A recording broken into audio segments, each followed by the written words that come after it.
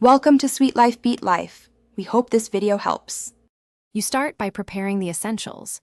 Install the Unicorn HTTPS client and make sure Pubg is up to date. Once done, enable developer or networking permissions so the client can create a secure tunnel. This lets you route game traffic safely. Make sure background data is allowed for Pubg and back up any local files or account credentials to avoid loss.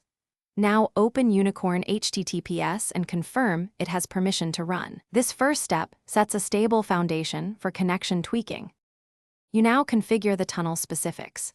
Choose a Unicorn HTTPS server close to Pubg region to reduce latency, and pick the TCP over HTTPS mode for stability and compatibility.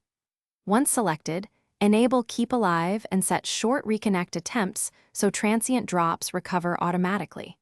Make sure you apply per app routing so only Pubg uses the tunnel. This prevents extra routing overhead. Then run a quick ping and in-game network test to verify packet loss and round-trip time are within acceptable ranges before proceeding. To finish, always start Unicorn HTTPS first, then launch Pubg so the game binds to the tunnel correctly. You'll see reduced packet spikes and steadier matchmaking when configured right. If you encounter desync or rubber banding, toggle the protocol setting or switch to a nearby server.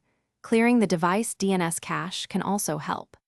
Keep Unicorn's logs enabled for a short play session to capture errors, and if instability continues, revert to your original network profile while you adjust settings and retest. Thanks for watching.